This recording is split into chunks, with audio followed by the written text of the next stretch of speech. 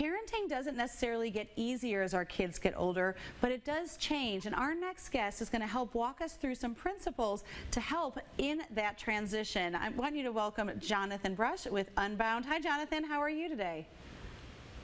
Great. Thanks for having me. It's good to see you, Sami. Absolutely. Good to see you as well. Now, as a mom who has kids and stepkids between 13 and 27, I'm very excited with what you're going to be talking to us about today. But tell us a little bit more about this principle-based parenting.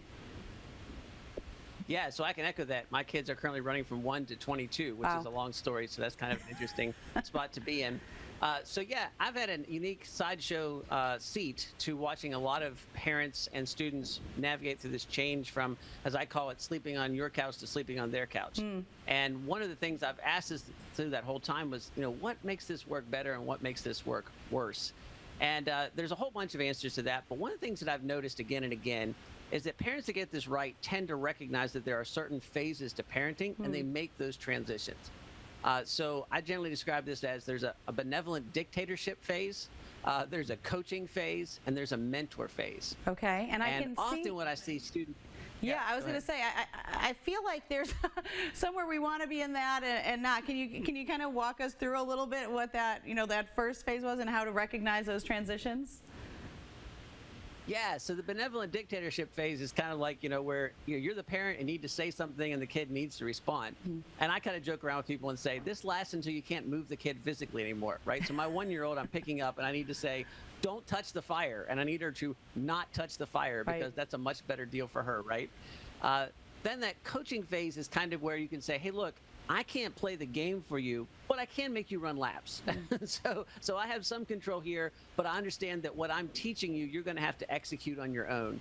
And so that goes from when you can't move them around until they're kind of able to be independent. And then when they get to that independent phase, that's when you're saying, hey, I can mentor and say, I've been down this road before and can help you, but ultimately you're going to have to decide. Yeah, and I think typically I think we want to get to that, right? But how do we know? Because sometimes when we get to that phase, they aren't ready to listen to us, whether it's as a teenager or whether it's as a 30-year-old. So how can we make our words more effective in that stage?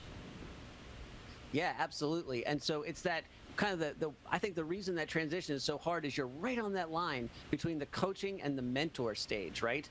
Where you kind of can say, yeah, I've got a little bit of control here, and I can make you do push-ups perhaps or run some laps, but yet I realize and you realize that you're right on that cusp of moving into that spot where you can kind of make those decisions yourself. And that's where the relational capital becomes a really big deal.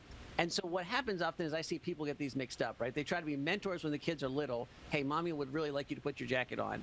Then they're dictators in the middle as an overreaction to that. Daggone it, do what I said because you live in my house. And then at the end, they're trying to coach and say, hey, I really need you to do these things. And so if you can get those things sort of lined up the other way around, what happens is you build this kind of respect where it's like, hey, I taught you early to do the things I told you because they were good for you. Then I kind of released you a little bit and said, I'm going to coach you, but I can't play the game. And now I'm turning you loose, but you've got some respect built up there. So the kid turns around and says, can I ask your advice on this, and set up to do that. And so if you arrange those phases correctly, it can make a big difference. But to your point, if you don't, it's probably worth knowing that when you kind of go back and try to do a late phase later, or excuse me, an early phase later, you're going to run against the grain.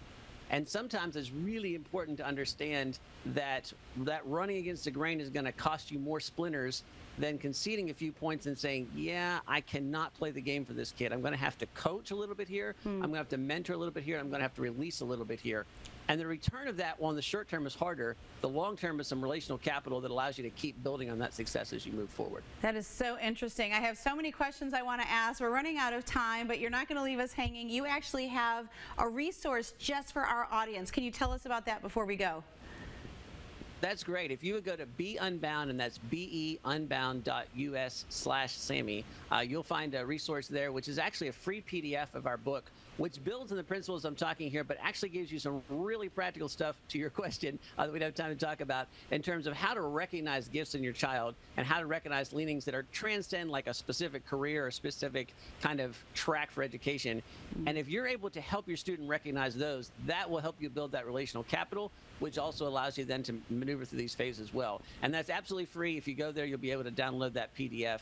And again, that's beunbound.us/Sami.